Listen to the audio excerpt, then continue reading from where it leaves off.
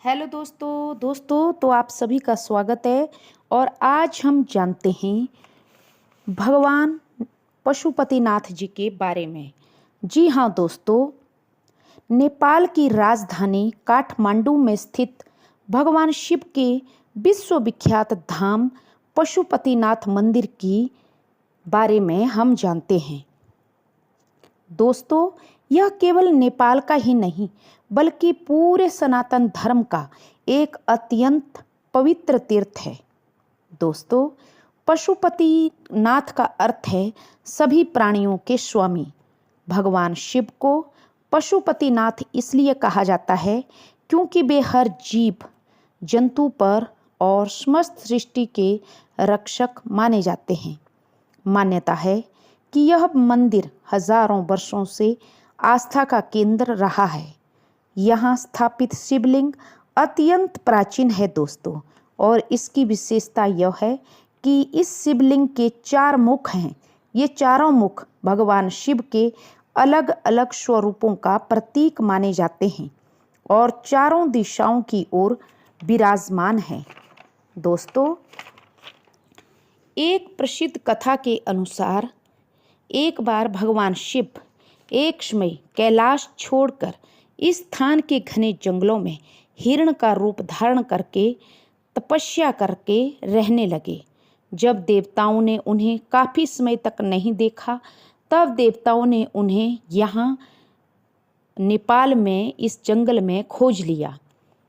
तब वे भगवान शिव अपने वास्तविक स्वरूप में आए और इसी स्थान पर पशुपतिनाथ के रूप में ज्योतिर्लिंग के रूप में प्रकट हुए।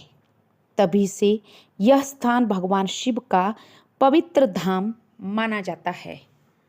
दोस्तों, कहा तो ये भी जाता है कि जो कोई भी श्रद्धालु या भक्त भगवान पशुपतिनाथ के मंदिर में जाता है, एक बार चला जाता है, तो वो कभी भी वो व्यक्ति पशु योनि को प्राप्त नहीं होता। दोस्तों, मंदिर के पास बहने वाली पवित्र नदी बागमती नदी का भी विशेष एक महत्व है। इस नदी के तट पर शमशान घाट भी है और माना जाता है कि यहाँ पर जो आत्माओं को जलाया जाता है तो उनको भगवान शिव के द्वारा सीधा मोक्ष प्राप्त होता है। दोस्तों, श्रद्धालुओं को विश्वास है कि भगवान शिव यहाँ पर साक्षात स्वयंभू रूप में विराजमान है। हर वर्ष शिवरात्रि के मार्च महीने शिवरात्रि में यहाँ पर बड़ा ही भारी मेला लगता है और यहाँ केवल नेपाल और भारत के ही नहीं, विदेशों से भी लोग लाखों हजारों की संख्या से मंदिर में माथा टेकने आते हैं। दोस्तों, नेपाल का जो पोखरा है, पोखरा में हवाई जहाज से जो भी जाते हैं लोग और पोखरा से फिर काठमांडू में ये भगवान शिव का जो पशुपतिनाथ स्वरूप है, इसको देखने से ही मन बहुत ज़्यादा हर्षित हो जाता है। और यहाँ आने वाले को एक तो पशु योनि नहीं मिलती और दूसरा जो इस जन्म में भी जिस चीज़ की जो अभिलाषा है, मान्यता ऐसी है कि वो पशुपतिनाथ जी जरूर मनोकामना अपने भक्तों की पूरी करते हैं। और दोस्तों, जो पास में बहने वाली बागमती नदी है, उसका जल भरकर लोग अपने घरों पर लाते हैं और घर पे ये जल छिड़कते हैं। इस जल को छिड़कने से भूत प्रेत कोई भी बाधा घर पे प्रवेश नहीं करती।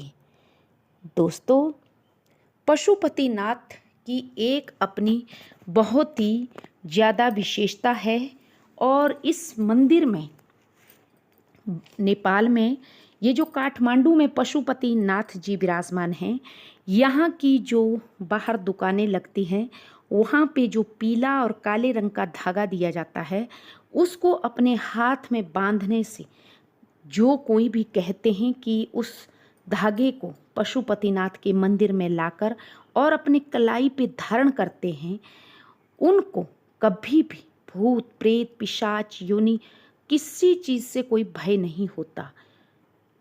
तो दोस्तों ये था पशुपतिनाथ जी के बारे में,